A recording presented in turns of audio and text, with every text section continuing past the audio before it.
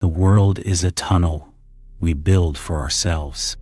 We walk through the center of our eyes, fixing our gaze on the solid, the defined, and the named.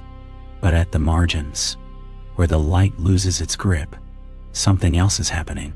The periphery is not a void. It is a crowded threshold. It is the place where shapes exist before we give them permission to be objects.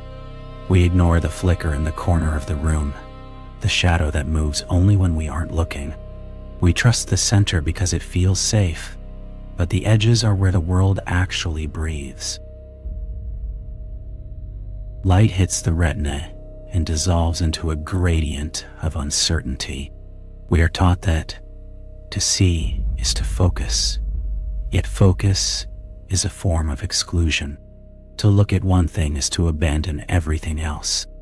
In the blur of the periphery, the air feels heavier, more tactile. There is a vibration there that defies the stillness of the center. It is a constant, low-frequency hum of visual data that we have learned to filter out like white noise. We move through a sea of ghosts, convinced that only the things we stare at are real, while the rest of the universe waits in the soft gray static. Watch a crowd from the side of your eye. They cease to be individuals with histories and become a single fluid organism of motion and intent. The sharp lines of faces and fabric bleed into a rhythmic pulse of color. In this state, the ego of the observer begins to fray. When you stop pinning the world down with a direct stare, the world stops pretending to be solid. The periphery reveals a lack of boundaries. It suggests that the separation between the self and the environment is a trick of the macula, a convenient lie told by a brain that demands order over truth. There is a specific kind of dread in the peripheral twitch. A curtain flutters, a bird passes, a stranger turns a corner, all registered in the low-resolution theater of our side vision. We whip our heads around to catch it, to lock it into the safety of the fovea, but it is always gone. It is as if the universe has a reflex for being observed. The edges suggest that reality is shy, or perhaps that it only functions when it isn't being scrutinized. We are left with the suspicion that the most vital parts of existence are the ones that vanish the moment we try to prove they are there. Consider the architecture of the night. In the dark, the center of our vision fails, leaving only the rods at the edges to navigate the gloom. We see better by looking slightly away. This is the ultimate irony of perception. To find the path, you must refuse to look at it directly. The periphery becomes our primary interface with the unknown. It is a more honest way of seeing, one that accepts the grainy, the indistinct, and the fleeting. In the shadows, we realize that clarity is often a mask for a much more complex, much more terrifying lack of definition. We live in the center of a circle, but the circle is growing wider. The things we sense at the periphery are like ripples on a dark lake. We don't see the stone that hit the water, we only see the displacement. This suggests a connectivity that the direct gaze cannot comprehend. Everything is touching something else just out of sight. The periphery is the glue of the cosmos, the dark matter of the visual field. It holds the fragments of our focused world together, providing a context we are too busy to acknowledge. We are supported by a scaffolding of whispers and half-seen shapes. There is no such thing as a still image in the periphery. Even when we stand perfectly still, the edges of our vision are in a state of constant liquid flux. The brain compensates, smoothing over the gaps, stitching together a coherent narrative from a frayed tapestry. We are living inside a beautifully rendered hallucination, a patchwork quilt of memories and assumptions designed to cover the holes in our sight. If we could truly see the edges without the brain's interference, the world might look like a storm of light and shadow, beautiful and entirely unrecognizable. The sense of being watched often originates in the periphery. It is a prickle on the skin, a shift in the density of the air just beyond the shoulder. It is a spatial intuition that bypasses the rational mind. We feel the presence of the unseen before we can name it. This suggests that our peripheral vision is linked to an older, more primal layer of consciousness, one that doesn't care about names or categories, only about survival and the raw energy of the environment.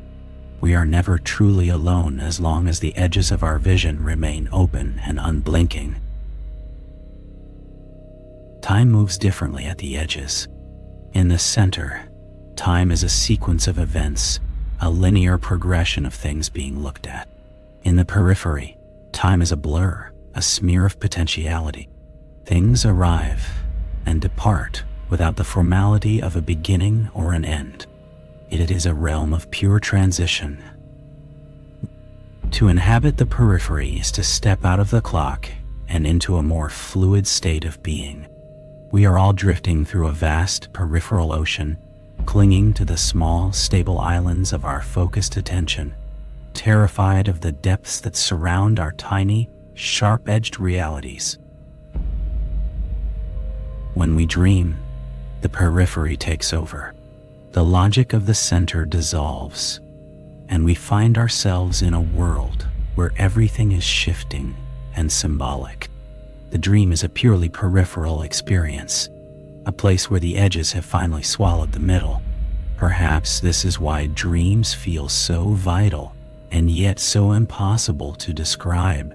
They are made of the same material as the flicker in the corner of your eye, a substance that cannot survive the harsh light of direct inquiry.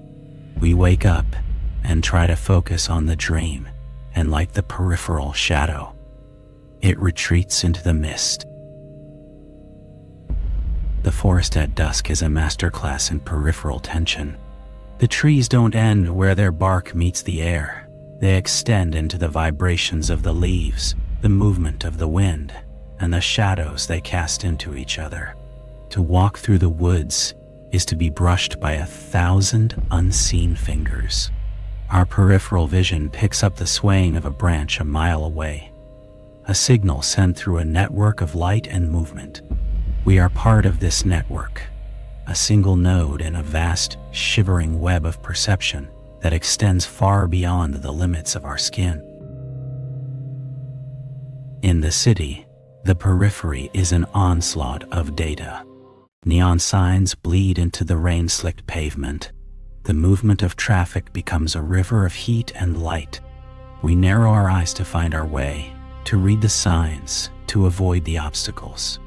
We treat the periphery as a threat to be managed, a distraction to be ignored. But in that chaos lies the truth of our modern existence. A fragmented, high-speed collision of lives we will never know. The edges of our vision are crowded with the ghosts of strangers, each one the center of their own fading circle.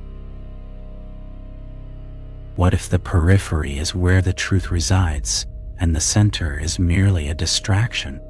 We spend our lives trying to get to the heart of the matter, to find the core, the essence, the point. But the universe has no center. It is all edge. Every point is a periphery to every other point. By focusing so intensely on the middle, we may be missing the grand, sweeping gestures of reality that are happening all around us. The most profound truths may not be the ones we can hold in our hands, but the ones that slip through our fingers. There is a silence in the periphery that the center cannot hear. It is the silence of things simply being, without the need to be observed or categorized. It is a pre-linguistic space. Before we say tree, or car, or face, there is simply a presence at the edge of the world. To dwell in that presence is to experience a form of meditation that requires no effort. It is a return to a state of pure, unadulterated sensing.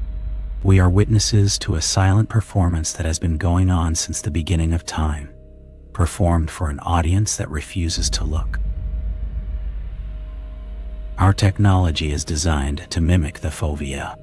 Screens are rectangles of focus, bright and demanding. They pull us deeper into the center, shrinking our world to a glowing box. As we stare into the digital void, our peripheral awareness atrophies. The edges of our physical rooms grow dark and forgotten. We are becoming a species of the narrow gaze, losing our connection to the wide, wandering signals of the natural world. We are trading the vastness of the periphery for the precision of the pixel, and the cost of that trade is yet to be determined. The horizon is the ultimate periphery. It is the edge of the world, always receding, always just out of reach. It is a reminder that there is always more, that our vision is a finite tool in an infinite space. When we look at the horizon, our eyes relax, and the distinction between the center and the edge begins to fade. We are reminded of our own smallness, our own fragility. The periphery is the doorway to the sublime, the place where the human scale meets the cosmic scale and finds itself wanting.